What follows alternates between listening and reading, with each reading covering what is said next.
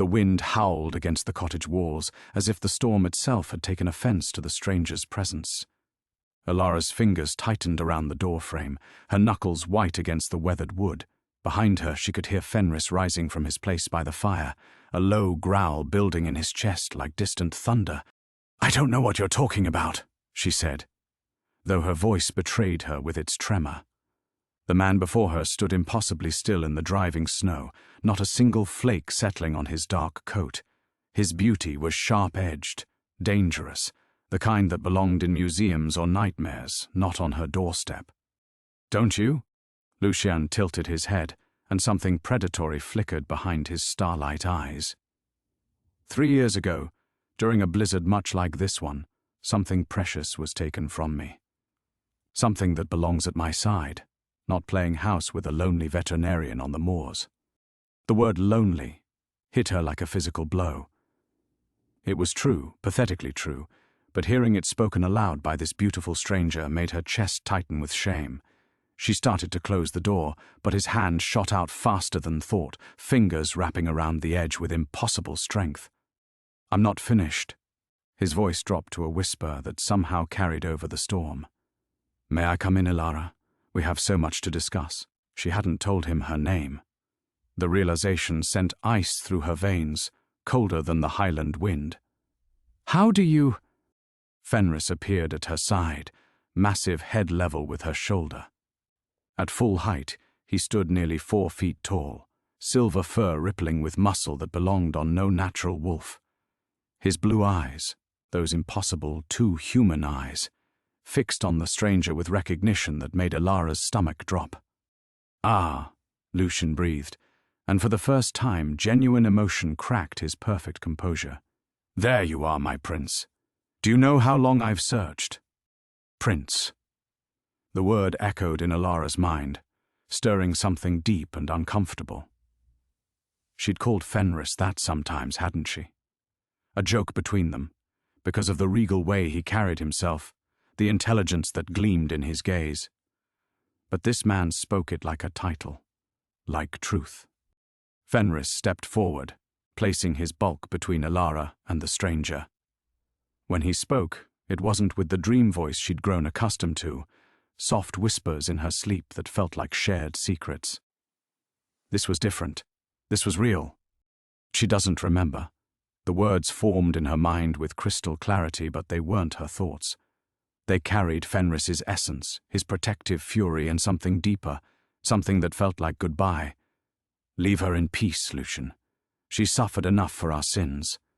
Alara stumbled backward, her medical training screaming that what she'd just experienced was impossible. Animals didn't speak telepathically. They didn't grow to impossible sizes or heal from mortal wounds in a matter of hours. They didn't. "Stop." The word tore from her throat as memories she didn't understand began to surface. Flashes of candlelight and ancient stone, of her hands weaving light like thread, of this same beautiful face twisted with anguish as she spoke words that tasted of power and heartbreak. "Stop. I can't. This isn't real." "Isn't it?" Lucian's voice was gentle now, heartbreakingly tender. "Look at your hands, beloved. Look at them and tell me you don't remember what they can do." Against her will, Alara looked down. Her hands were glowing. Soft, silver light emanated from her palms, the same light she'd seen when she'd healed Fenris that first night. The same light she'd convinced herself was a hallucination brought on by exhaustion and isolation. The cottage around her seemed to shift, shadows deepening and stretching until they looked less like a simple veterinarian's home and more like something ancient. Something that had stood on this moor for centuries, not decades. The herbs hanging from her kitchen beams weren't just for cooking. She could suddenly name their magical properties, remember gathering them under moonlight with purposes that had nothing to do with modern medicine. No. She pressed her glowing hands to her temples, but the memories kept coming. A ritual circle. Blood and silver and desperate love. A curse spoken through tears because it was the only way to save him, even if it damned them both. "No, I'm Dr. Alara Thornwick. I graduated from Edinburgh. I treat sheep and cattle and you've been alone for 7 years, Lucian said softly. Ever since the dream started, ever since you began to remember, in pieces, who you really are. Fenris pressed against her leg, solid and warm and real. Her anchor in a world that was suddenly shifting beneath her feet like quicksand. But even he felt different now. Not just her rescued wolf pup, but something far older and more complex. Something with its own terrible history. The storm raged around them, but inside the cottage, the air had gone still as death. Three beings stood locked in a moment that had been centuries in the making, while the first threads of a spell Elara didn't remember casting began to unravel around them. The silence stretched like a held breath until Elara broke it with a sharp laugh that bordered on hysteria. "This is insane." She stepped back from both of them, the impossible stranger and the wolf who apparently spoke in her mind. "You're both insane, and I'm having some kind of breakdown." The silver light flickering around her hand said otherwise, but she clenched her fists, willing it to disappear. She was Dr. Elara Thornwick. She had a degree from Edinburgh's veterinary school, framed and hanging in her small office. She had patient files, appointment books, a Land Rover with veterinary supplies. She had a life, small and solitary as it was. "I need you both to leave." The words came out steadier than she felt. "Whatever this is, whatever game you're playing, I won't be part of it." Lucian's expression softened with something that might have been pity. "Where will you go, beloved? Back to your rounds tomorrow morning? Mrs. MacLeod's arthritic collie? Young Jamie's prize ram?" The fact that he knew her clients sent fresh ice through her veins, but she lifted her chin. "Yes, exactly that. Because that's what I do. That's who I am." "And at night?" His voice was velvet over steel. "When the dreams come. When you see my face in the fire and taste magic on your tongue. When you wake up calling names you swear you've never heard." She wanted to deny it, but the words stuck in her throat.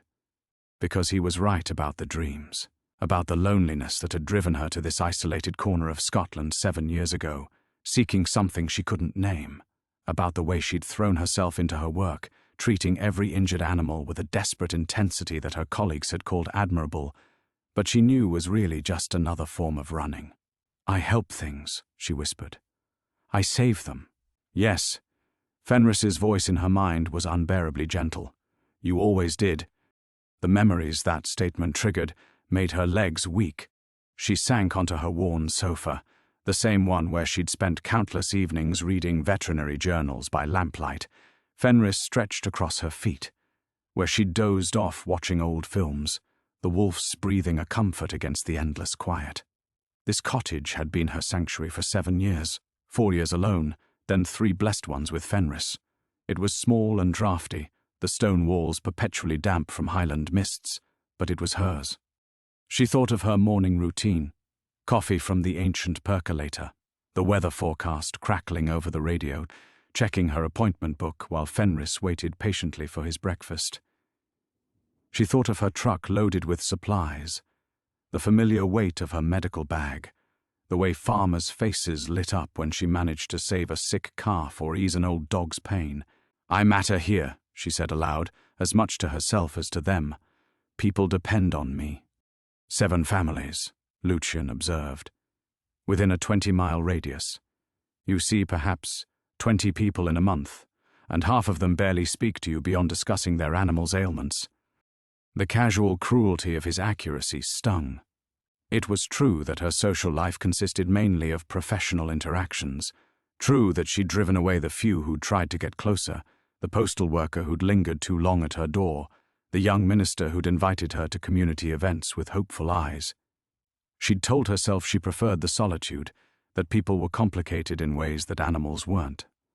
But there were moments, watching elderly Mr. Sinclair's face when she'd saved his last remaining ewe, or seeing the relief in a child's eyes when she'd mended their pet rabbit's broken leg, when she felt something deeper than professional satisfaction, purpose, maybe, or love. In its way. "Mrs. MacLeod needs me," she said stubbornly. "Her Bonnie has been struggling since the cold snap started. And you'll treat her arthritis with medicines that work well enough," Fenris said gently. "But if you remembered what your hands could truly do—" "Stop." She pressed her palms against her knees, hiding the faint luminescence that still flickered there. I don't want to remember anything else. I want you both to leave so I can pretend this never happened. Lucian moved closer, and she caught his scent, winter wind and something darker, like old leather and older promises. What life are you so desperate to return to, Elara? Long days driving empty roads, evenings alone with only Fenris for company, nights when you stand at your window and wonder what you're missing, what piece of yourself you've lost. Her breath caught because, yes, she did that. She stood at her kitchen window in the dark hours before dawn, staring across the moor and feeling hollow in ways that had nothing to do with hunger or fatigue. She'd convinced herself it was normal, the restlessness of a woman approaching middle age, the natural melancholy of isolation. But now, with her hands glowing and impossible truths hanging in the air between them, that explanation felt as fragile as spider silk. You know nothing about my life, she whispered. But the protest sounded hollow even to her own ears, because standing here in her cottage, her sanctuary, with supernatural beings casually dissecting her existence, she could suddenly see it all with brutal clarity, the careful routines that filled her days but not the emptiness inside her. The way she talked to Fenris as if he were human because she was so starved for real conversation. The nights she woke, gasping from dreams of another life, another self, and spent hours at that same window he'd mentioned, searching the darkness for something that remained maddeningly out of reach. The cottage suddenly felt smaller, its stone walls pressing closer. Outside, the storm that had brought Lucian to her door continued its assault, but she barely heard it over the rushing in her ears. This was what drowning felt like, she thought distantly. Not water filling her lungs, but the slow collapse of everything she'd built to keep the truth at bay. Fenris padded closer, his massive frame radiating the same protective warmth that had sustained her through 3 years of isolation. But now she could feel something else emanating from him, a tension that made the air itself seem to hum. When he spoke in her mind again, his voice carried centuries of weariness. "Show her," he said to Lucian, though his blue eyes never left Elara's face. "She needs to see what she's choosing between." Fenris, no. The vampire's composure finally cracked, revealing something raw beneath the elegant mask. "If I show her everything now, she'll remember it all." Fenris's mental voice was firm, as she should have years ago, if I hadn't been selfish enough to let her forget. Elara looked between them, her medical training grappling with the impossibility of this conversation. "What are you talking about? Show me what?" Lucian's hands clenched at his sides, and she saw his perfect features twist with what looked like actual pain. "The night you cast the binding, the night you chose to save my life by trapping Fenris, trapping Cassius, in wolf form and scattering your own memories across lifetimes." The names hit her like physical blows. Cassius. She knew that name, had whispered it in dreams she couldn't quite recall upon waking, and the binding, images flickered at the edges of her consciousness, candlelight and desperate magic, and the taste of her own tears. "I don't," she began, but Lucian raised his hand, and the air around them began to shimmer.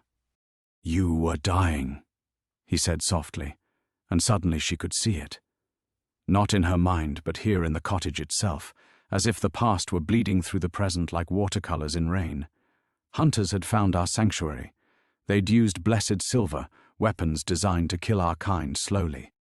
The familiar walls of her cottage wavered, and beneath them she glimpsed older stone, carved with symbols that her rational mind insisted were impossible, but her soul recognized with aching familiarity.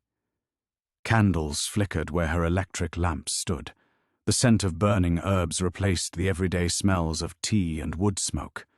"You weren't Dr. Thornwick then," Lucian continued, his voice threading through the vision like a narrator describing her own forgotten life. "You were Elara Ravencrest, hedge witch of the Thornwick Moor, my beloved, my equal, my salvation and my damnation both." She watched herself, a woman who looked exactly like her, but moved with confidence she'd never possessed, whose eyes held power instead of the careful emptiness she'd cultivated, weaving magic with hands that blazed silver bright. This other Alara was speaking words in a language that predated English, her voice strong despite the tears streaming down her face. "The spell you cast that night saved us both," Lucian whispered. "But it broke you into pieces, scattered your memories, your power, your very identity across centuries of mortal lives. You've been reborn again and again, always drawn back to this place, always searching for what you'd lost without knowing what it was." The vision intensified, and she could feel the magic flowing through her other self's veins like molten starlight. Could see Cassius, beautiful, golden-haired Cassius, who looked nothing like her gentle Fenris, but whose eyes held the same ancient sadness, accepting his wolf form as the price of Lucian's survival. Why? The word tore from her throat as the present reasserted itself, leaving her gasping in her ordinary cottage with its ordinary electric lights and very extraordinary occupants. Why would I do that to myself? To him? Fenris pressed his muzzle against her trembling hands, and his mental voice was infinitely gentle.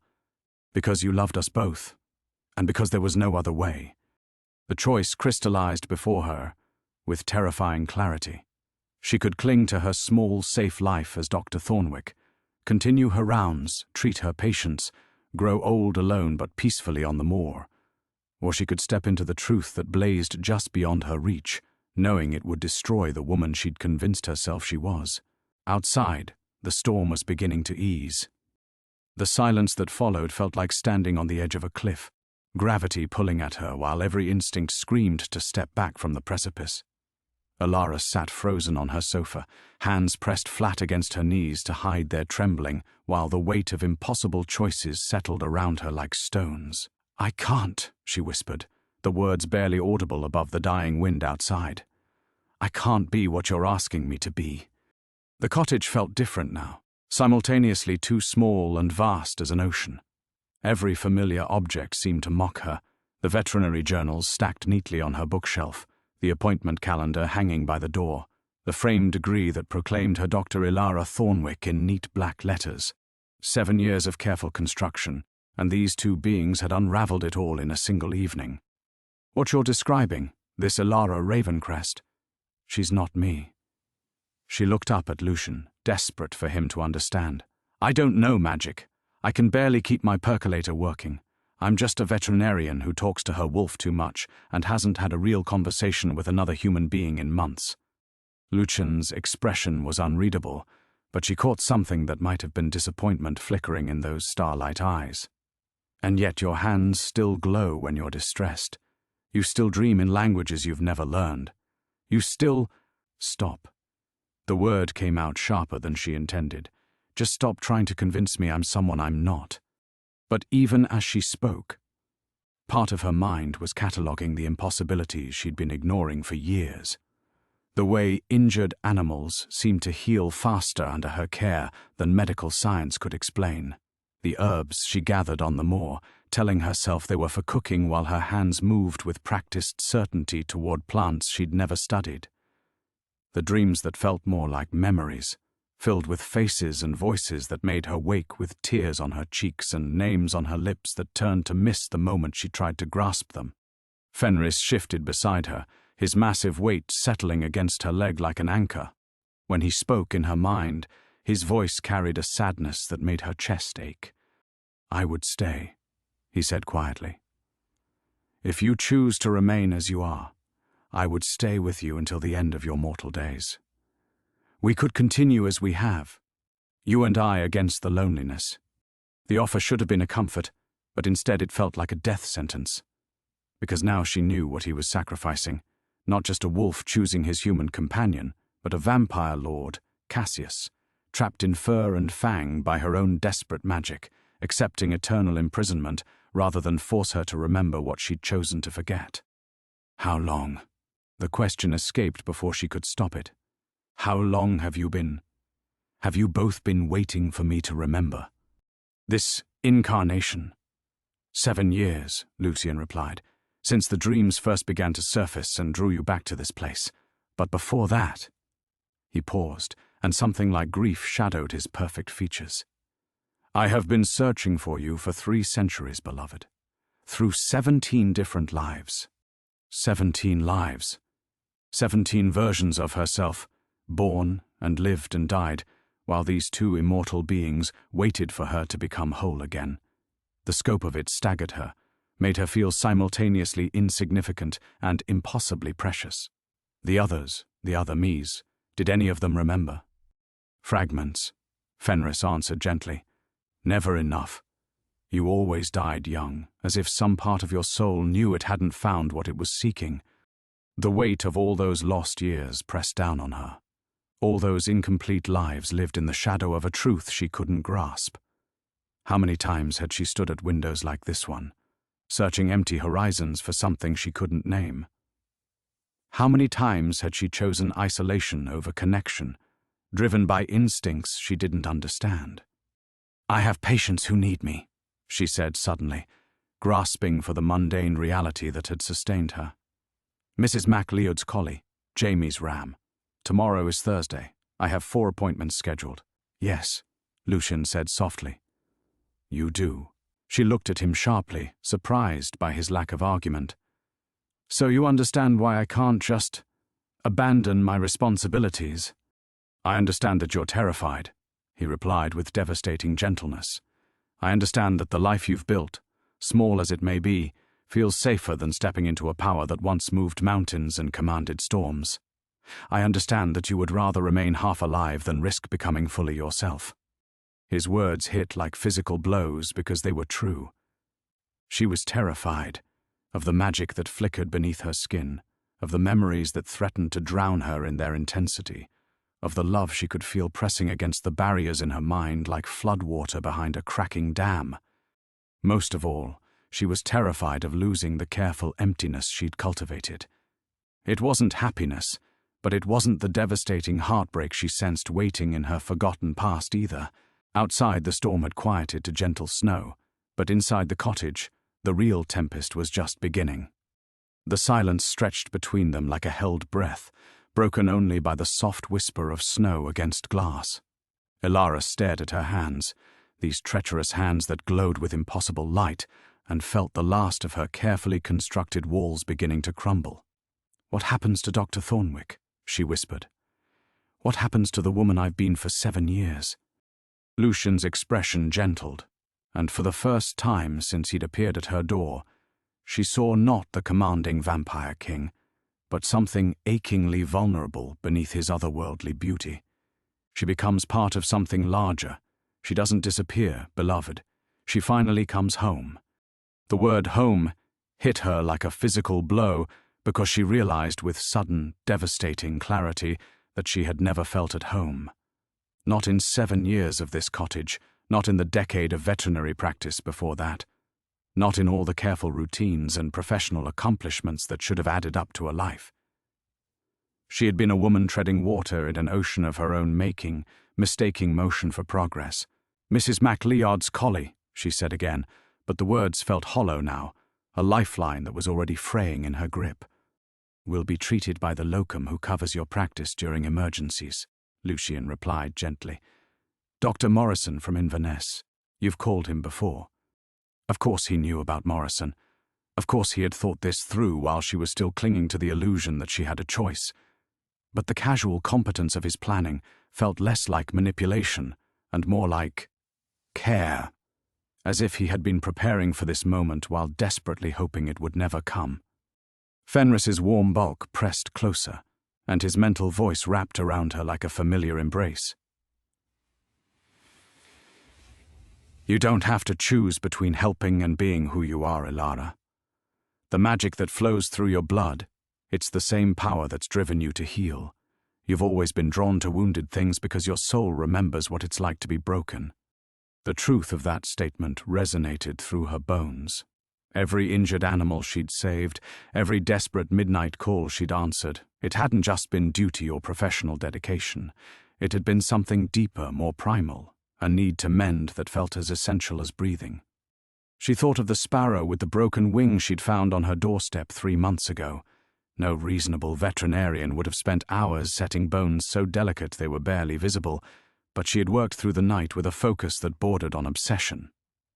When it had flown away a week later, She had watched from her kitchen window and felt a completeness she couldn't explain. "I remember," she said suddenly, the words spilling out before she could stop them. "Not everything, but fragments, working by candlelight, hands covered in blood and silver light, the taste of magic like copper pennies on my tongue." She looked up at Lucian, her breath coming faster. "You were dying, really dying. I could feel your life slipping away like water through my fingers." His perfect composure finally cracked entirely, revealing raw hunger and hope and what might have been love. "Yes, and Cassius." She turned to Fenris, seeing past the wolf's form to the golden-haired vampire lord she'd condemned to centuries of fur and silence. "You tried to stop me. You said there had to be another way." "There was no other way," Fenris replied, his mental voice thick with old grief. "I knew it even as I begged you to reconsider. You were dying too, the magic burning through you faster than your mortal body could channel it.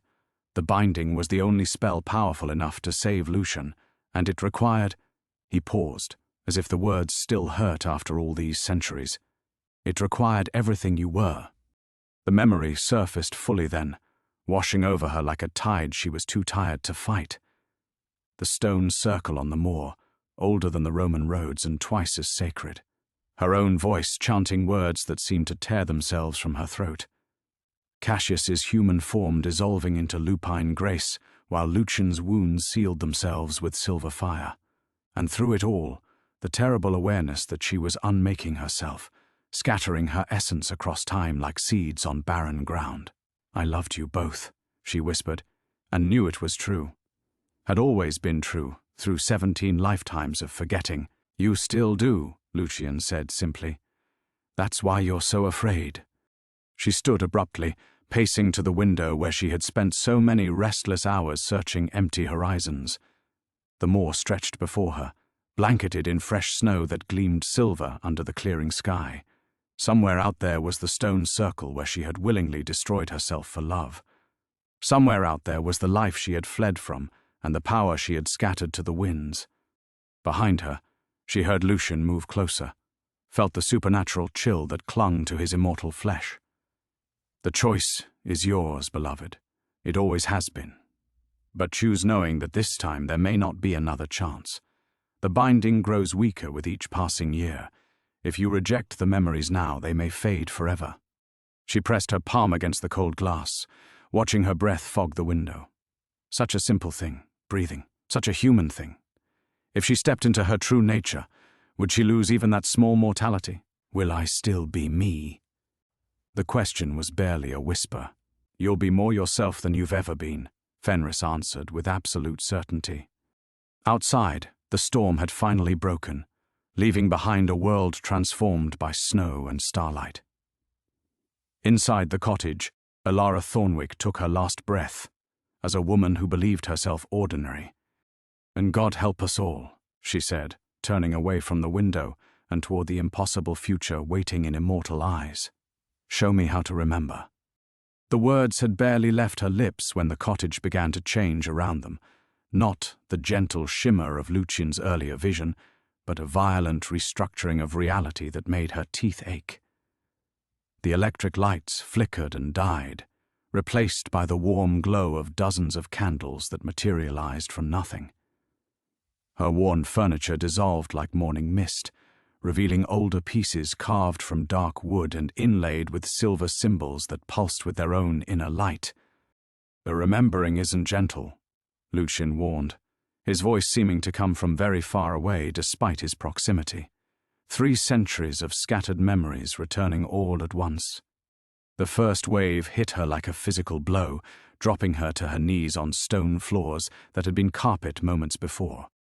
Images flooded her consciousness, herself at 17, discovering she could coax roses to bloom in winter, at 23, healing a plague-stricken village with nothing but herbs and will, at 30, standing in this very circle of stones, and calling down lightning to defend her people from raiders who burned accused witches for sport.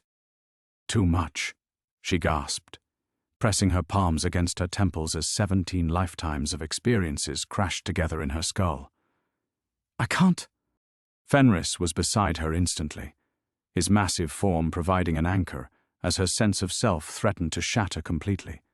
Through their connection, she felt him shouldering some of the burden, his ancient strength helping her process the overwhelming flood. "Breathe," he commanded, his mental voice cutting through the chaos. "You are still you. You are all of them, but you are still fundamentally Alara." But even as she struggled to stay conscious under the assault of returning memories, she became aware of something else, a presence in the cottage that hadn't been there before. The temperature dropped another 10 degrees, and both Lucian and Fenris went rigid with sudden alertness. "We have a problem," Lucian said softly, and there was something in his voice that made her forget her own crisis. When she looked up through tear-blurred vision, she saw him standing protectively between her and the door, his elegant facade replaced by something predatory and dangerous. The door didn't burst open. It simply ceased to exist, dissolving into shadow and letting in a wind that smelled of grave earth and old blood. 3 figures stepped through the gap, and even in her compromised state, Alara recognized them for what they were, vampires, but not like Lucian. These moved with the jerky, unnatural gait of the newly turned, their eyes holding no ancient wisdom, only hunger. "Vampire King," the leader spoke, his voice like grinding stone. He was young, couldn't have been more than 20 when he was turned, but something in his bearing suggested he commanded the others. "We felt the awakening. The old magic calls to us, Matthias." Lucian's response was arctic.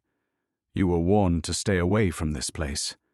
The young vampire smiled, revealing fangs that were too long, too sharp, a sign of poor control that made Alara's veterinary instincts catalogue him as dangerous in the way of a rabid animal. Warnings from a king who abandoned his throne for a mortal witch. "Your authority died the night you chose exile, old one." The cottage shuddered around them, and Alara realized with dawning horror that her returning memories were affecting the physical space. Raw power was bleeding from her overwhelmed consciousness, making the very air unstable. The careful balance that had hidden this place for 3 centuries was unraveling. "She cannot control it yet," Matthias continued, his hungry gaze fixed on her. "The power of Alara Ravencrest, loose and untrained. Do you know what we could accomplish with such magic bound to our will? You will not touch her." The words came from Fenris, but they carried the authority of his human voice, Prince Cassius reasserting himself through lupine form. The sound made all 3 young vampires step back involuntarily. "The Wolf Prince speaks," one of them hissed. "How delicious. Both of the king's lovers in one place, and neither strong enough to protect their precious witch."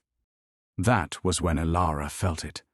The part of herself that was not Dr. Thornwick, not the careful woman who treated injured animals and lived quietly on the moor. Something vast and terrible stirred in her chest, responding to the threat against her beloved ones with the kind of rage that had once turned armies of hunters to ash. The candles around the cottage flared so bright they became miniature suns. The temperature spiked, then plummeted, then spiked again as her chaotic emotions pulled at forces she couldn't yet control. Most importantly, she felt the cottage's ancient protections responding to her presence, wards that had been dormant for 3 centuries suddenly blazing to life. "Impossible," Matthias breathed, taking another step back as silver light began to pour from Alara's skin. The binding should have destroyed her power permanently. "You understand nothing," Lucian said, and now his voice carried the full weight of centuries of command. The binding didn't destroy her power, it distilled it, concentrated it through 17 lifetimes of forgetting and remembering. "You're not facing the hedge witch who cast the original spellboy. You're facing 300 years of accumulated magical potential finally finding its way home." The young vampires exchanged uncertain glances, but it was too late for retreat. Alara was rising to her feet, silver fire coursing through her veins, and for the first time in any of her lives, she was truly completely awake. The silver fire coursing through Alara's veins felt like coming home and dying all at once. She stood in the center of the transformed cottage, power crackling between her fingers, But beneath the surge of awakened magic lay a terror so profound it threatened to tear her apart from within. This wasn't just remembering. This was becoming something that could unmake worlds with a careless thought. Elara. Lucian's voice cut through the chaos in her mind, steady and grounding. Look at me. She turned toward him, and through the haze of silver light pouring from her skin, she saw not the vampire king, but simply the man she had loved enough to destroy herself for. His dark eyes held no fear of her power, only an infinite patience that spoke of centuries spent waiting for this moment. I don't know how to control it, she whispered, her voice carrying harmonics that made the cottage walls shiver.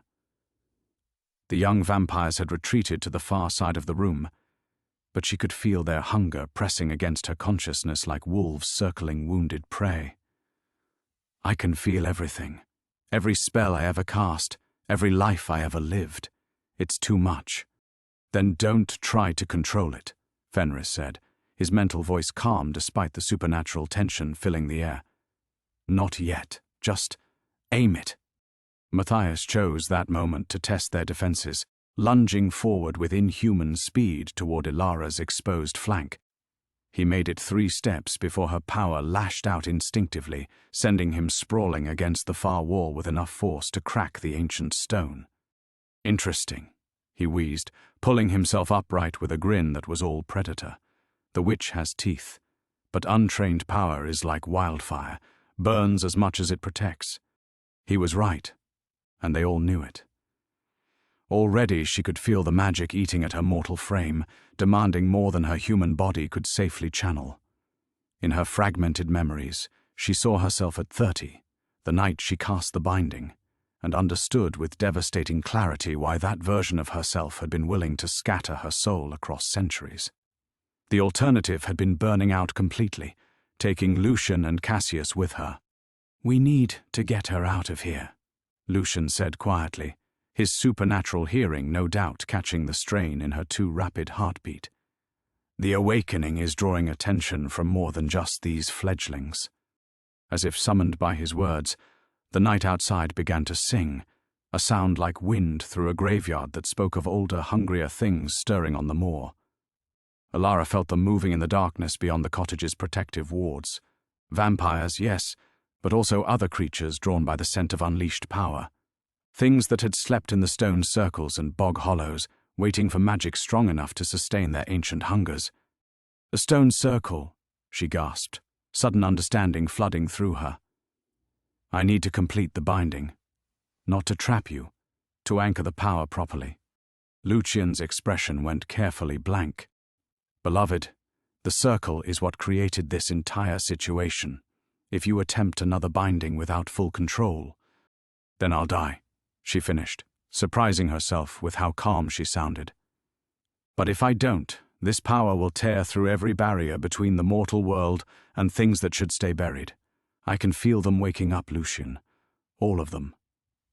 Every creature that once answered to Elara Ravencrest is remembering what they owed her. The cottage shuddered again, and through the dissolved doorway she could see shapes moving in the snow, pale figures that walked with too fluid grace, their eyes reflecting the silver light bleeding from her skin. The entire supernatural community of northern Scotland is converging on this location, Fenris observed with the tactical awareness of his princely nature. We have perhaps 20 minutes before this becomes a war zone. Matthias laughed, the sound sharp with genuine delight. Let them come. When the witch burns herself out trying to contain power beyond mortal comprehension, we'll feast on what remains. Vampire kings, wolf princes, ancient magic, all of it will flow through us. The casual cruelty in his voice triggered something primal in Elara's awakening memories. She remembered now why she had been so feared in her original life, not just for her healing magic, but for the terrible justice she had dispensed to those who threatened what she loved.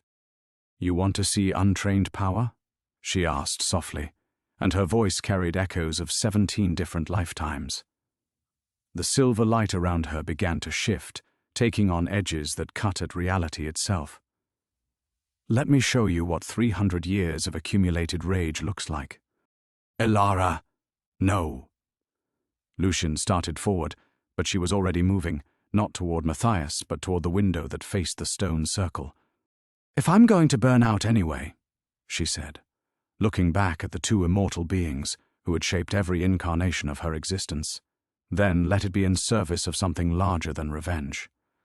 Outside, the ancient powers of the moor continued their inexorable approach, drawn by magic that sang of possibilities and destruction in equal measure. The choice was no longer between her quiet life and embracing her nature. It was between controlled destruction and chaos that would consume everything she had ever fought to protect. The window exploded outward in a shower of silver-edged glass, as Alara's power erupted beyond all mortal containment. She didn't step through the opening. She flowed, her form becoming something between flesh and pure magic as she moved toward the ancient stone circle that had defined her fate across centuries. Behind her, she heard Lucian's sharp curse and the sound of violence as he and Fenris engaged Matthias and his followers. But those sounds felt distant now, muffled by the roaring in her ears as 17 lifetimes of magical knowledge crashed together in her consciousness like storm waves against cliffs. The snow beneath her feet didn't melt. It transformed, each flake becoming a tiny prism that caught and refracted the light pouring from her skin. The moor itself seemed to recognize her, the ancient ley lines that crisscrossed the landscape humming to life after centuries of dormancy. She could feel the power flowing up through the earth, eager to answer her call, and for the first time understood why she had always felt so drawn to this desolate place. This was where she belonged. This was where she had always belonged. The stone circle rose before her like the ribs of some prehistoric beast, each megalith carved with symbols that blazed silver in response to her presence. As she crossed the threshold into the sacred space, the temperature dropped so precipitously that her breath came out in clouds of glittering frost. But she felt no cold. The fire in her veins burned too hot for such mortal concerns. "Alara Ravencrest," she whispered to herself, testing the name that felt both foreign and intimately familiar. Alara Thornwick. Alara, but the other names were lost in the chaos of returning memories, 17 different identities blurring together until she could no longer tell where one life ended and another began. That was when she felt them coming. Not the vampires and other supernatural predators drawn by her awakening, but something far worse.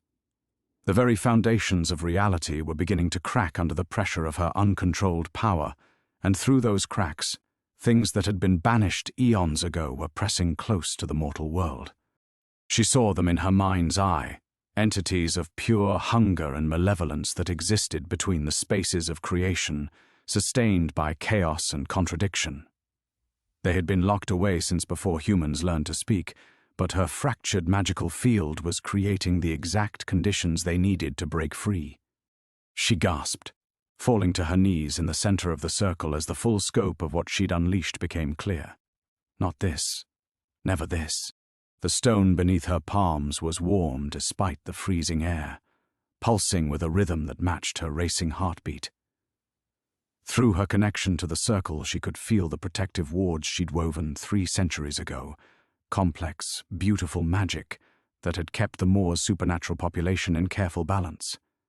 But those wards were designed for her original power level, not the accumulated magical potential of 17 lifetimes. They were failing. One by one, she felt the barriers collapse as entities pressed against them from dimensions that should have remained forever sealed. Each failure sent shockwaves through the magical ecosystem of northern Scotland, and she knew that what was happening here wouldn't remain contained. The chaos would spread, unmaking the careful balance between the supernatural and mundane worlds that countless witches and sorcerers had died to maintain. Through the rising magical storm, she heard footsteps crunching through the snow. Lucian appeared at the circle's edge, his usually immaculate appearance disheveled and his clothes torn from battle. Behind him came Fenris, the great wolf's silver fur matted with what looked suspiciously like vampire ash. "The fledglings are dealt with," Lucian reported, his voice carefully controlled. "But we have bigger problems. I can feel at least 20 more supernatural entities converging on this location, and that's just the ones I recognize. It's not them I'm worried about. Elara said, her voice strange to her own ears. Lucian, I've broken something that can't be fixed. The barriers between worlds, they're coming apart. He stepped into the circle without hesitation, his immortal nature allowing him to withstand the chaotic, magical currents that would have killed a mortal human instantly. When his hands touched her shoulders, she felt some of the wild energy flow into him, seeking an outlet through his ancient strength. Then we fix them, he said simply. Together. The way we should have 3 centuries ago. The binding nearly destroyed me the first time, and that was just to save your life and curse Cassius. This, she gestured helplessly at the cracks in reality spreading outward from the circle like fractures in glass. This would require everything I am, everything I've ever been. There wouldn't be enough left to... To what? Fenris padded into the circle, his wolf form shimmering as Cassius fought to resume human shape. To live another quiet life, pretending you're something you're not? The truth of his words hit her like a physical blow. She had spent 17 lifetimes running from this moment, choosing mortality and forgetting over the terrible responsibility of her true nature. But the magic wouldn't be denied forever, and now her fear had created a crisis that threatened everything she had ever sought to protect. Around them, the ancient stones began to sing, a harmonic resonance that spoke of choices and consequences, of power that demanded its price in blood and sacrifice and love.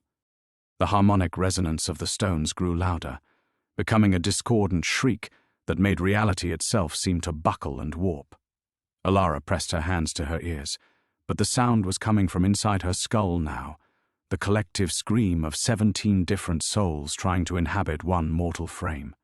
"I can't hold them together," she gasped, feeling her carefully constructed sense of self beginning to fracture. The veterinarian who had lived quietly for 34 years was dissolving, subsumed by memories of the witch who had commanded armies of the dead, the healer who had ended plagues with a whispered word, the woman who had loved so fiercely she'd torn holes in time itself. Through the growing chaos, she felt Lucian's hands tighten on her shoulders. "Stay with me, beloved. Stay present." But present was becoming an increasingly meaningless concept.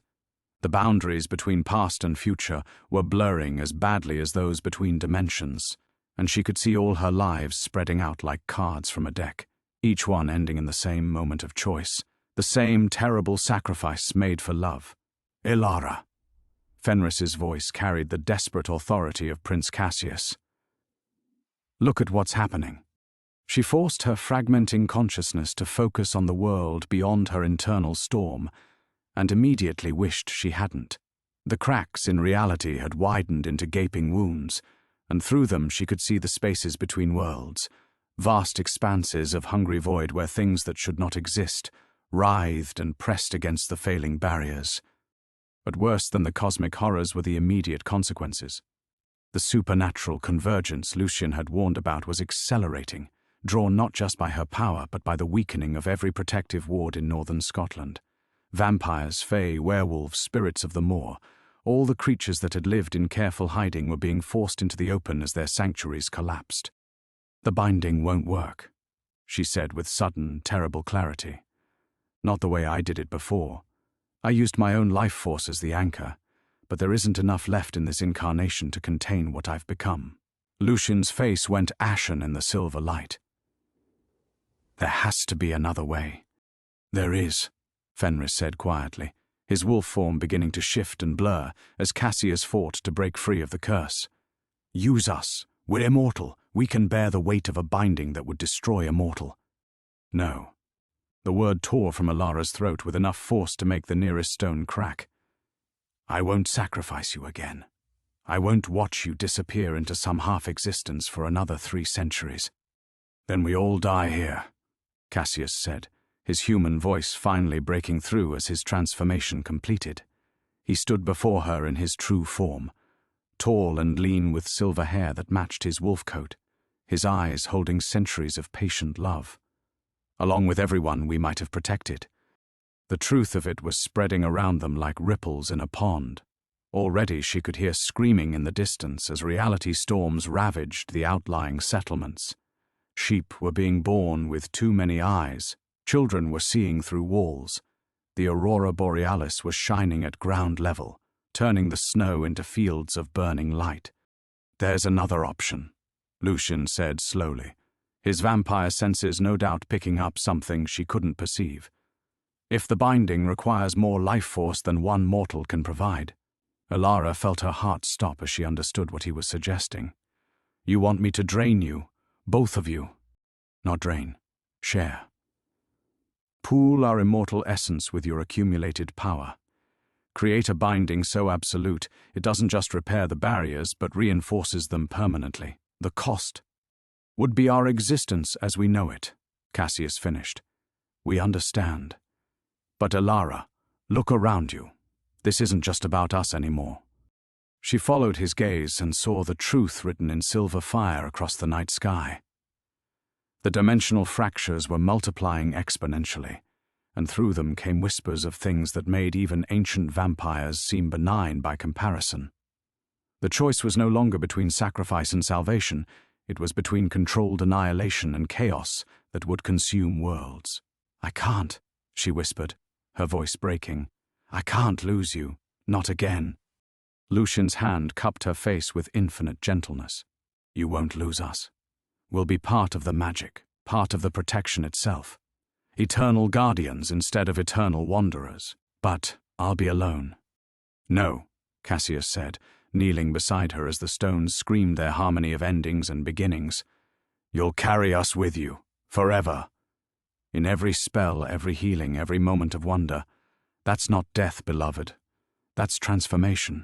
The dimensional cracks widened further, and something vast and tentacled pressed against the failing barriers with hunger that made the air taste of copper and despair. Around them, the snow began to fall upward, and Alara realized with dawning horror that they were out of time. The choice hung before her like a blade: save the world by destroying everything she loved, or watch everything she'd ever fought to protect burn in the fires of uncontrolled chaos.